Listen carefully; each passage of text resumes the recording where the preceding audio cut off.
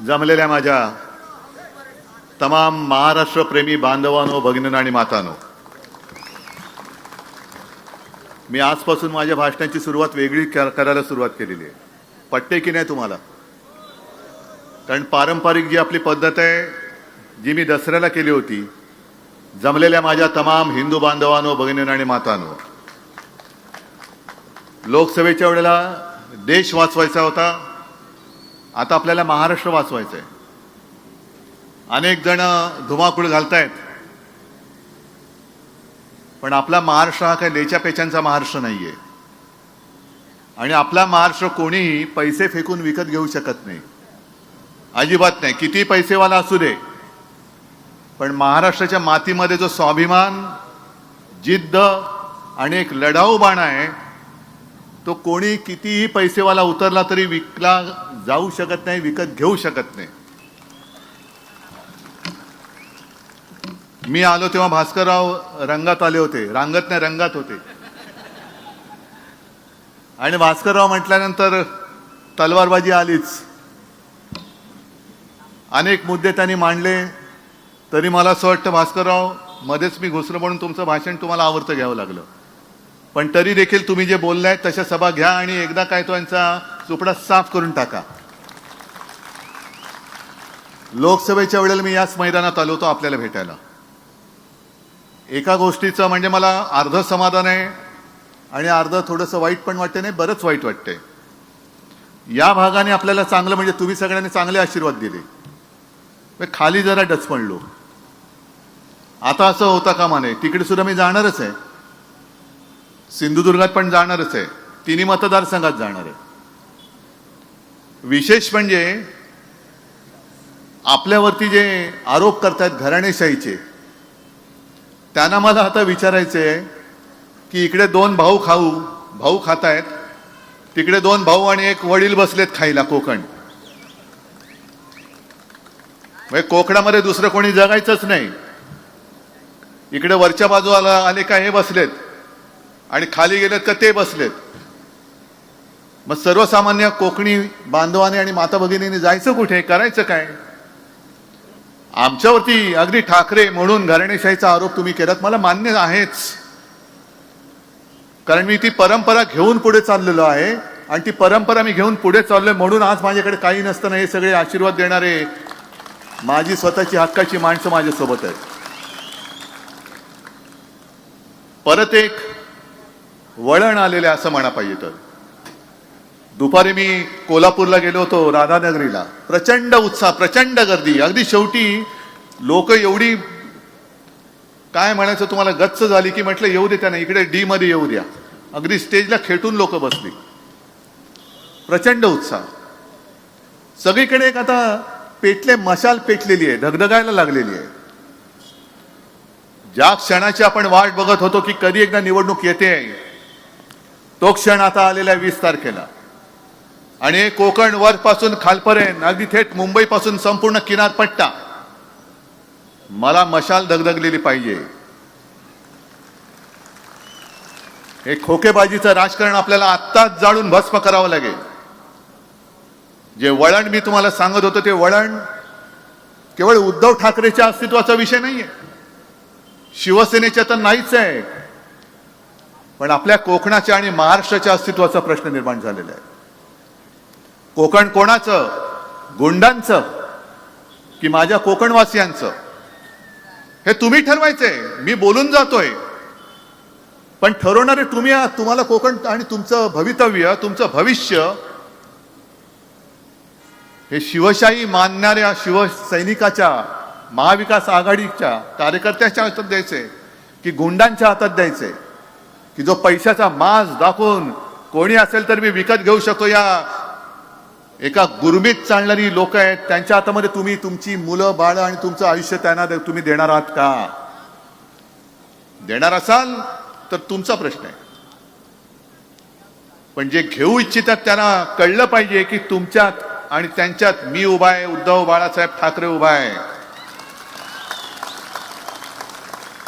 सगळेजण येत आहेत. बाळमानेजी, तुम्ही ज्या सोनेरी क्षणांच्या आठवणी सांगितल्या, मी सुद्धा त्याला साक्ष आहे. पण एक प्रश्न मला पडतो की ते क्षण जे होते सुवर्ण अक्षरात लिहावे असे क्षण होते, काही नव्हतं आपल्याकडे. म्हणजे नगरसेवक निवडून आला तर आपल्याला केवढं अप्रूप वाटायचं की आपले नगरसेवक निवडून आले. आमदार खासदार तर खूप लांबची गोष्ट होती. पहिले आपले आमदार निवडून आले वामनराव महाडिक, केवढं आम्हाला, मी लहान होतो, केवढं अप्रूप वाटलेलं, अरे वामनराव महाडिक आमदार झाले. त्याच्यानंतर वामनराव महाडिकच पहिले खासदार झाले. अरे वामनराव खासदार झाले. खासदार म्हणजे काय होतं, आमदार म्हणजे काय होतं, मुंबईचा महापौर म्हणजे मोठं पद आहेच ते. पण आपल्याकडे काहीही नव्हतं तेव्हा आपण एकत्र आलो होतो.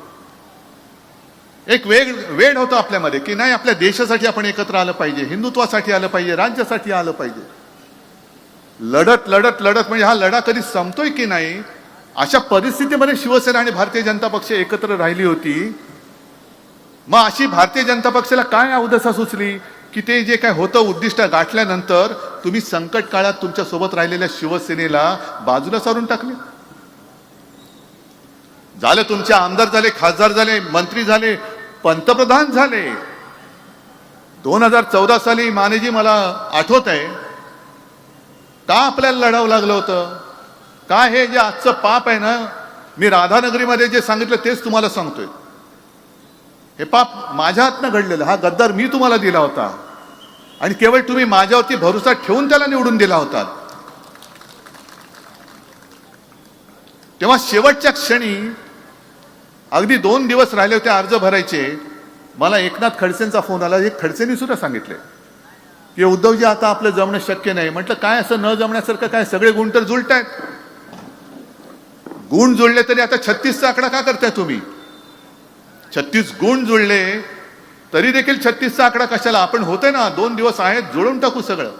नाही म्हणे आता आम्हाला वरनं निरोप आलाय, आता युती वगैरे काय करू नका. नाईलाज झाला माझा. अचानक उमेदवार आणायचे तरी कुठून, जे आपलं म्हणून आपण तयारी केली होती. नाही, रत्नागिरी म्हणजे बाळमाने म्हणजे भाजपला सोडली, हे म्हणजे यांना सोडलं, अचानक आणायचं कुठून. मग हे आलं भूत. लढलो आपण, झाला तुमचा दुर्दैवाने पराभव.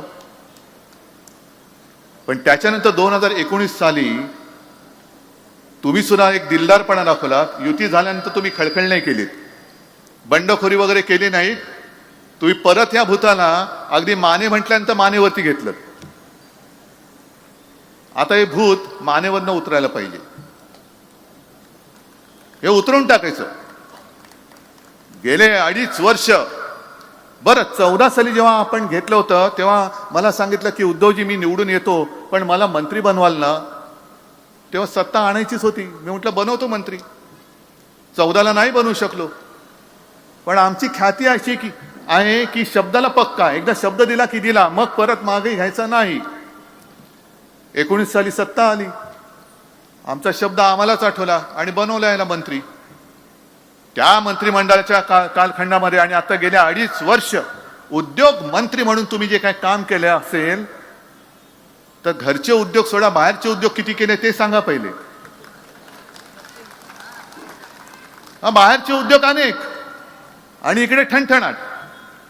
काय रत्नागिरीकरांना विचारतोय, एक तरी उद्योग या उद्योग मंत्र्यांनी आणला रत्नागिरीत.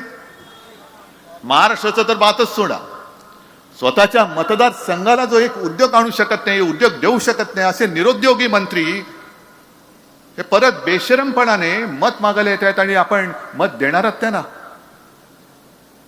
इकडे हे, तिकडे राजन साळवीचे विरुद्ध यांचे भाऊ, काय मोठमोठी त्यांनी लोकसभेच्या वेळेला पैशाची मस्ती दाखवली होती.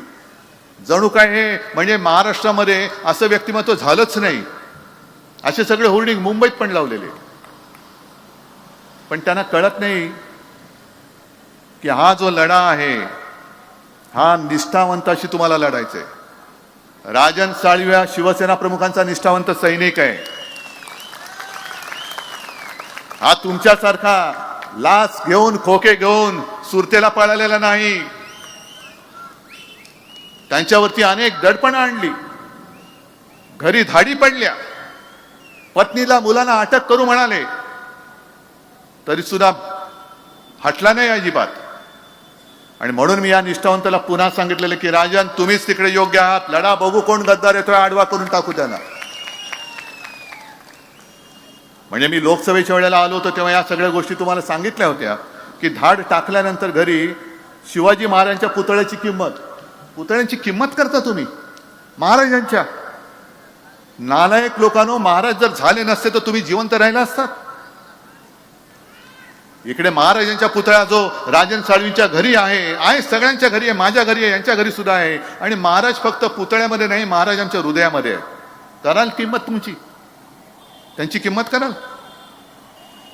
इकडे राजांच्या घरी सापडलेल्या म्हणजे ठेवलेल्या शिवाजी महाराजांच्या पुतळ्याची किंमत केली किती, याची किंमत काय.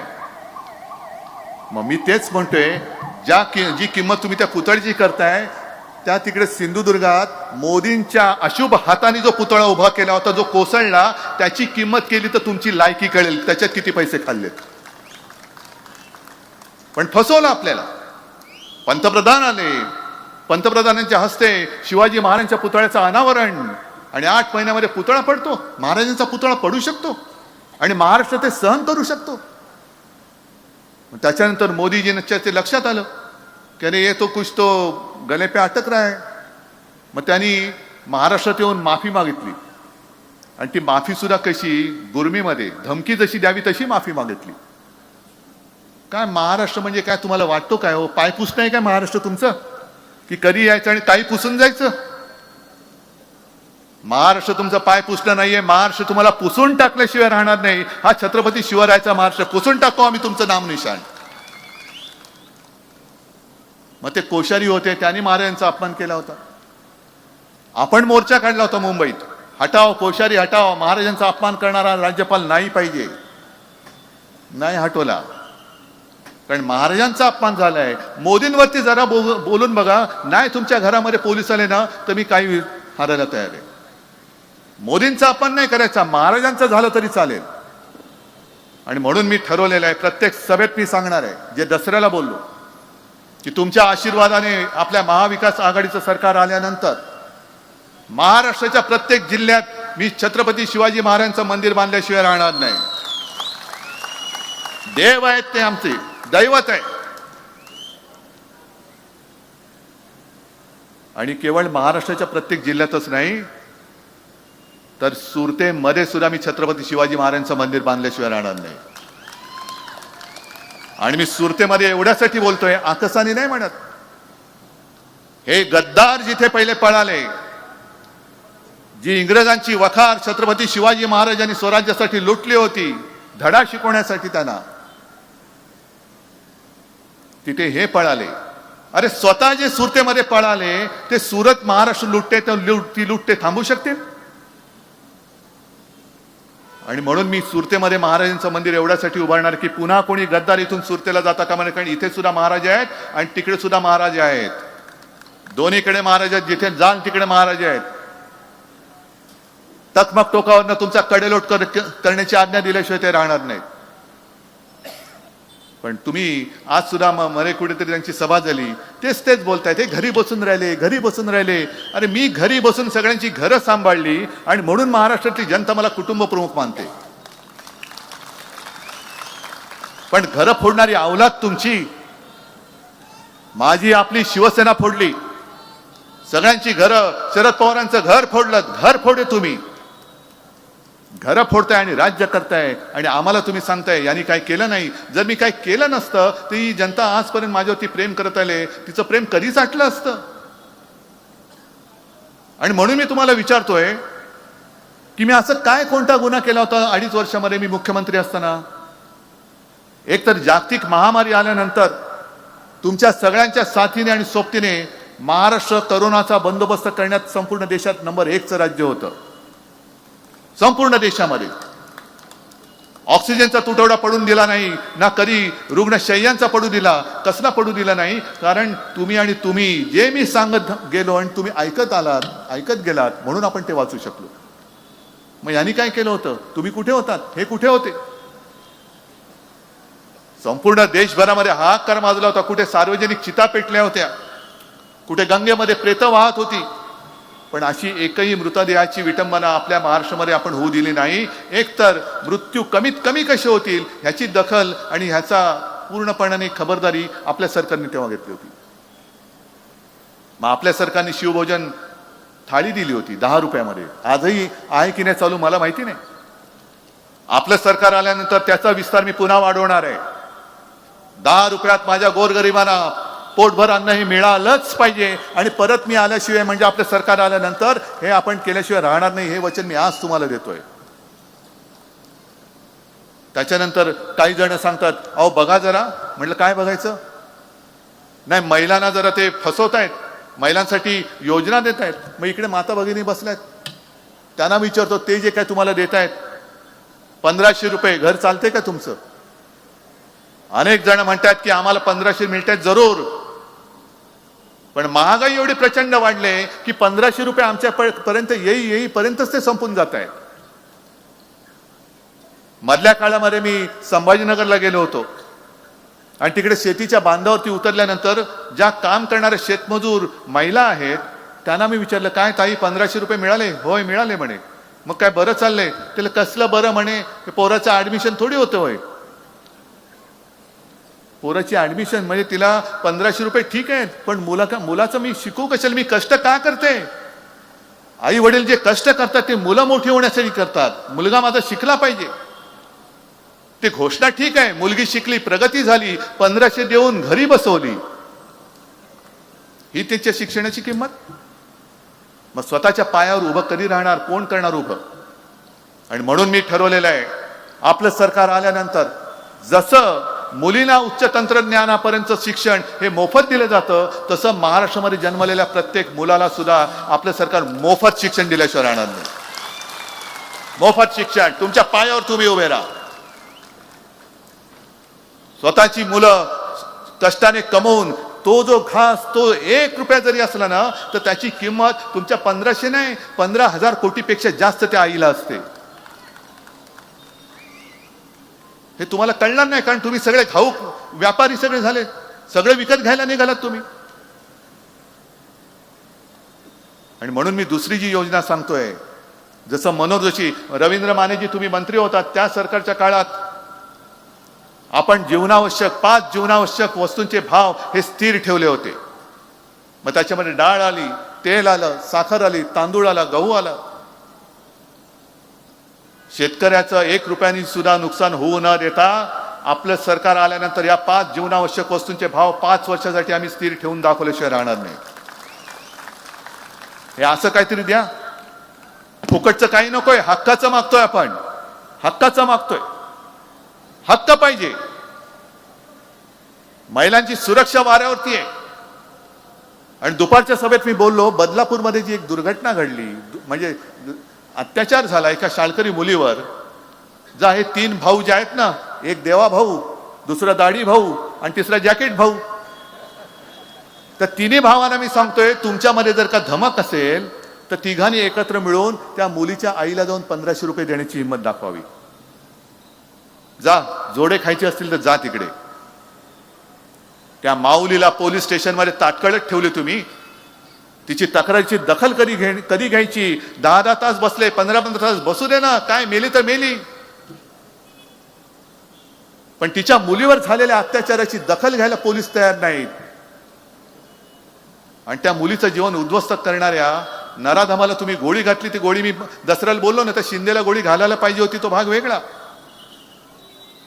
पण महिलांची सुरक्षा वाऱ्यावरती आहे. म्हणून आम्ही ठरवले, एक तर जसं पोलीस स्टेशन एक सर्वसाधारण पोलीस स्टेशन असतं तसं महिलांसाठी पोलीस अधिकारी आणि महिला पोलीस शिपाई असलेली स्वतंत्र पोलीस ठाणी आम्ही महाराष्ट्रामध्ये निर्माण करू. जिकडे महिला जातील त्यांची तक्रारीची दखल त्वरित घेतली जाईल आणि ताबडतोब कारवाई होईल. शिक्षण आहे, सगळं आहे, ह्याच्याकडे कोणाचं लक्षच नाहीये. फक्त आमदार कसे फोडायचे, सत्ता कशी आणायची. घे, हा मोठा झाला घे त्याला, तो मोठा झाला घे त्याला. काय सट्टा बाजार लावलाय तुम्ही? आज सुद्धा रोजगाराच्या नावाने सगळं ठणठणाट आहे. कुठेही नवीन रोजगार आलेले नाही. कोरोनाच्या काळामध्ये आपण 6.5 लाख कोटींचे सामंजस्य करार करून दाखवले होते. आणि आपलं सरकार जर का या गद्दाराने पाडलं नसतं तर आज त्याच्यापैकी बरेचसे उद्योग हे महाराष्ट्रामध्ये सुरू झालेले आपल्याला दिसले असते. पण ह्या उद्योगाबद्दल बोलायचं नाही. आणि उद्योग कोणते द्यायचे? म्हणजे टाटा एअरबस कुठे नेला? गुजरात. आणि माझ्या कोकणाच्या माथ्यावर काय मारतायत? बारसू रिफायनरी. बारसू पाहिजे तुम्हाला, म्हणजे बारसू मला पाहिजेच, पण रिफायनरी पाहिजे. मग जसं मी नाणारच्या वेळेला एक वचन दिलं होतं आणि मी ते करून दाखवलं, नाणार रिफायनरी रद्द करून दाखवली होती, तसंच मी वचन देतोय की तुमचा आशीर्वाद द्या, मी बारसू रिफायनरी इकडनं हद्दपार करून दाखवतो, रद्द करून दाखवतो. आहे त्यावेळेला एक गफलत होती, असं भासवलं जात होतं की हे खूप चांगलं आहे. पण जनतेला विचारण्याच्या ऐवजी, विचारण्याच्या आधी तुम्ही जनतेच्या माथ्यावरती प्रकल्प लादताय. आणि हेच जे काय सगळी गोष्ट आहे ती कुठली MIDC रद्द केलेली पुन्हा जिवंत केली. कशासाठी केली, कोणासाठी केली, कोणाच्या सांगण्यावरून केली? जनतेला काय हवंय, जनतेला काय आवश्यक आहे, तुमच्या कॉन्ट्रॅक्टर मित्राला काय पाहिजे, त्याच्यासाठी माझी जनता नाहीये. मला मोठा धक्का असा बसला, मला असं वाटलं होतं की अदानीचा प्रकल्प हा धारावीपुरताच आणि मुंबईपुरता मर्यादित आहे. म्हणजे अदानीचा हा राक्षस हा फक्त मुंबईमध्ये आहे. पण मी राधानगरीला गेल्यानंतर तिथल्या आपल्या उमेदवारांनी सांगितलं, KP पाटील, की आमचं हक्काचं पाणी ह्यांनी अदानीला विकले. म्हटलं पाणी विकतायत? तिकडे मुंबई विकली, तिकडे कोल्हापूरमध्ये पाणी विकलं, चंद्रपूरमधली एक शाळा अदानीला दिली. म्हणजे काय महाराष्ट्राचं नाव हा महाराष्ट्र कोणाचा आहे? छत्रपती शिवाजी महाराजांचा राहणार आहे का अदानीचा महाराष्ट्र होणार आहे? शाहू फुले आंबेडकरांचा महाराष्ट्र राहणार आहे का मोदी आणि शहांचा महाराष्ट्र होणार आहे? या सगळ्या गोष्टी ठरवणार ही निवडणूक आहे. काय लोक जे ऐकतायत, सगळीकडे जाहिराती आता खूप झालेल्या आहेत, सगळ्या जाहिराती, आम्ही तेच बोलतोय, तेही तेच बोलतायत. पण शेवटी जनता विचारते, बाबा तुमचं भांडण तुमच्यापाशी ठेवा, तुम्ही मला काय देणार आहात? आम्ही हे तुम्हाला देणार आहोत, 5 जीवनावश्यक वस्तूंचे भाव स्थिर, तुमच्या मुलांना मोफत शिक्षण, मुलांसाठी शिकल्यानंतर रोजगारासाठी औद्योगिक जागतिक दर्जाचं औद्योगिक केंद्र हे मुंबईत आणि महाराष्ट्रामध्ये आपण आणणार आहोत. जे सुद्धा केंद्र यांनी गुजरातला पळवलं, वित्तीय केंद्र, सगळं गुजरात गुजरात गुजरात, गद्दार पळाले गुजरात, उद्योग पळाले गुजरात. महाराष्ट्राचं मंत्रालय सुद्धा उदयाने गुजरातला नेलं तर आश्चर्य वाटण्याचं कारण नाहीये. कारण एवढी जुलम आणि दडपशाही चालले, कोणी यांच्याकडे जाब विचारण्याचं धाडस करत नाही. एकटी फक्त शिवसेना, आणि म्हणून तुमची शिवसेना, आपली शिवसेना त्यांनी फोडून टाकली.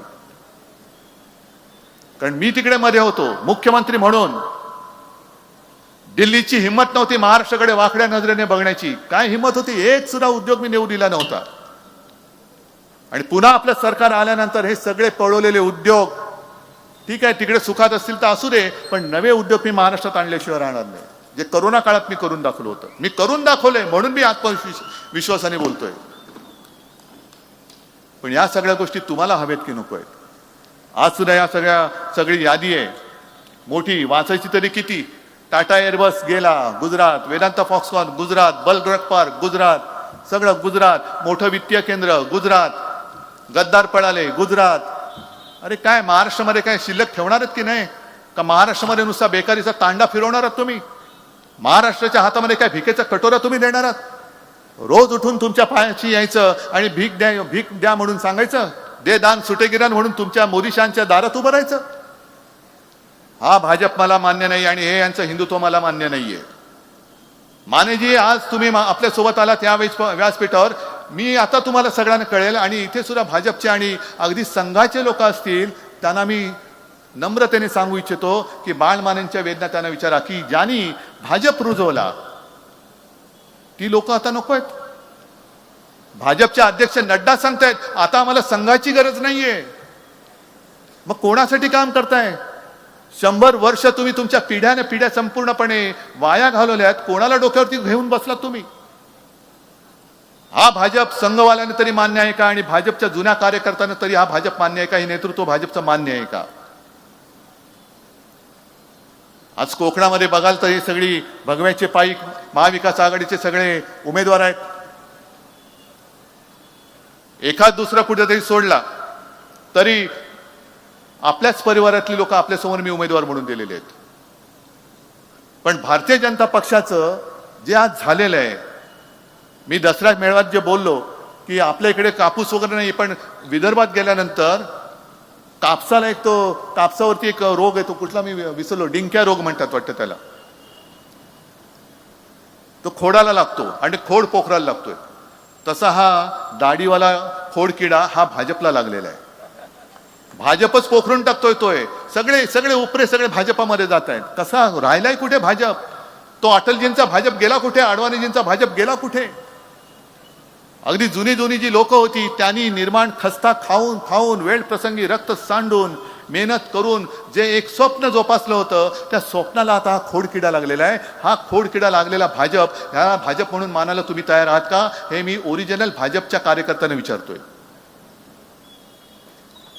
बरं, दुसरा महत्वाचा प्रश्न असा की एक प्रश्न मी तुम्हाला विचारतो, पण मी विचारल्यानंतर ती व्यक्ती ओरिजिनल कोणत्या पक्षाची हे तुम्ही उत्तर द्यायचं. देताय? तयार आहात? जसं आपण टीव्हीवरती बघतो ना, अब आपका समय सुरू हो रहा है, तसं मी तुम्हाला सांगतो हे सरकार आणि विधिमंडळ आहे. या विधिमंडळाकडे बघितलं तर मुख्यमंत्री ओरिजिनल कोणत्या पक्षाचा? आताचा जो मुख्यमंत्री आहे गद्दार, तो ओरिजिनल कोणत्या पक्षाचा आहे? हा, अरे मोठ्याने बोला ना. शिवसेना. दोन्ही सभागृहाचे अध्यक्ष कोणत्या पक्षाचे आहेत? दोन्ही सभागृहाचे विरोधी पक्ष नेते कोणत्या पक्षाचे आहेत? अर्धे अधिक मंत्री कोणत्या पक्षाचे आहेत? अरे मग एवढं वैभव तुमच्या सोबत अधिकृत होतं, का शेण खाल्लं? मग शिवसेना नको, म्हणजे ओरिजिनल शिवसेना नको, उद्धव ठाकरे नको. उद्धव ठाकरेंना मोदीजी गेल्या वेळेला बालासाहेब की नकली संतान म्हणतात आणि निर्लज्जपणाने माझी माणसं उरावरती, तुमच्या लोकांच्या उरावरती बसून तुम्ही तुमचा टेंबा मिरवता. हे कोणतं राज्य आहे? कुठे चाललोत आपण? महाराष्ट्राला दिशा देण्याची वेळ आलेली आहे आणि महाराष्ट्राला दिशा देण्याचा जो अधिकार आहे हा तुमच्या हातामध्ये. मी आता येता बातमी कोणीतरी मला सांगितले की येत्या 8 तारखेला काहीतरी आता सुनावणी लावलेली आहे सर्वोच्च न्यायालयात शिवसेनेच्या नाव आणि निशाणीबद्दल.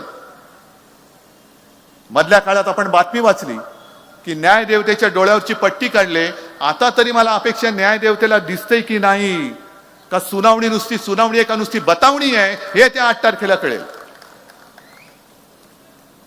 आणि मी सर्वोच्च न्यायालयाच्या त्या न्यायमूर्तींना सुद्धा, अगदी चंद्रचूड साहेबांना सुद्धा हात जोडून विनंती करतोय, अहो 2.5 वर्ष झाली आम्ही न्याय मागतो आहोत. न्याय केवळ उद्धव ठाकरेसाठी नाही तर देशातल्या लोकशाहीसाठी मागतो आहोत. अशा पद्धतीने जर का कोणी कोणाला फोडून सत्ता काबीज करायला लागलं तर लोकांचा, जनतेचा लोकशाहीवरचा आणि न्यायालयावरचा सुद्धा विश्वास उडाल्याशिवाय राहणार नाही. आणि मग एकदा का लोकशाहीवरचा विश्वास उडाला, एकदा का न्यायालयावरचा विश्वास उडाला आणि लोक जर का काही करायला लागली तर त्यांनाच पकडून तुम्ही फासावर लटकवणार? ही न्यायदानाची पद्धत आपल्या देशात चालणार नाही, ही चालू शकत नाही. म्हणून 8 तारखेला मी हात जोडून विनंती करतोय की सुनावणीची बतावणी करू नका. आम्हाला जो न्याय आहे ही आमची शिवसेना. अहो माझं नाव तुम्ही दुसऱ्याला नाही देऊ शकत. जे नाव माझ्या वडिलांनी आणि माझ्या आजोबांनी दिलं हे नाव कोणाचाही अधिकार नाही, नाव देण्याचा नाही, निशाणी देण्याचा द्या, कारण तो अधिकार तुमचा आहे, निवडणूक आयोगाचा आहे. पण ओरिजिनल नाव हे माझ्या पक्षाचं माझ्याकडे आहेच. तिथे मी निवडणूक आयोगाचा सुद्धा निकाल मान्य करणार नाही, करतच नाही. माझी शिवसेना आहे आणि माझ्याचकडे आहे ती.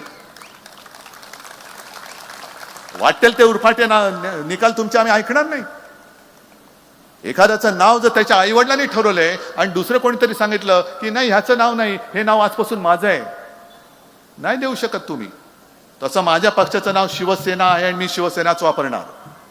आणि न्यायमूर्तीनं सुद्धा मी परत विनंती करतोय की सुनावणी नव्हे, आता निकाल द्या आणि नाहीतर सुनावणीची बतावणी सुद्धा करू नका, सरळ पुढची तारीख देऊन टाका. मग नाईलाजाने मी बोलतोय, कष्ट होत आहेत मला बोलताना, न्यायालयाचा आदर करून मी बोलतोय.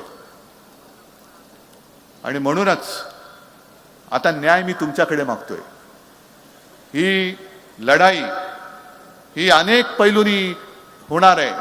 म्हणजे महाराष्ट्राच्या अस्तित्वाची लढाई आहे. महाराष्ट्र कोणाचा हे ठरवणारी आहे. महाराष्ट्रावरती गुंडांचं राज्य येणार आहे का आपल्या शिवरायाच्या मावळ्यांचं येणार आहे ते ठरवणार आहे. आणि माता भगिनींना सुरक्षित राहायचं की नाही हे ठरवणारी निवडणूक होणार आहे. आणि मला खात्री आहे की या सगळ्या गोष्टीचा विचार करून मतदान करण्याएवढे तुम्ही सुज्ञ आहात. कोकण हा नेहमी गुणग्राहकता, कोकणचे जे कोणी लोकप्रतिनिधी आले, मग ते विधानसभेत असतील किंवा लोकसभेत असतील, कोकणी बांधव शांत राहतो, पण त्याला करायचं ते बरोबर करून दाखवतो. आणि म्हणून मला खात्री आहे की इथली ही घराणेशाही, यांची वरची आणि तिथली खालची, आणि वरती बसले ते खालच्यांचे वडील, ही घराणेशाही नव्हे, ही गुंडशाही आहे. आणि ही गुंडशाही, तिला तुम्ही चूड लावल्याशिवाय राहणार नाही. आणि तसं तुम्ही ते कराल एवढी खात्री बाळगतो आणि आपली रजा घेतो. जय हिंद, जय महाराष्ट्र.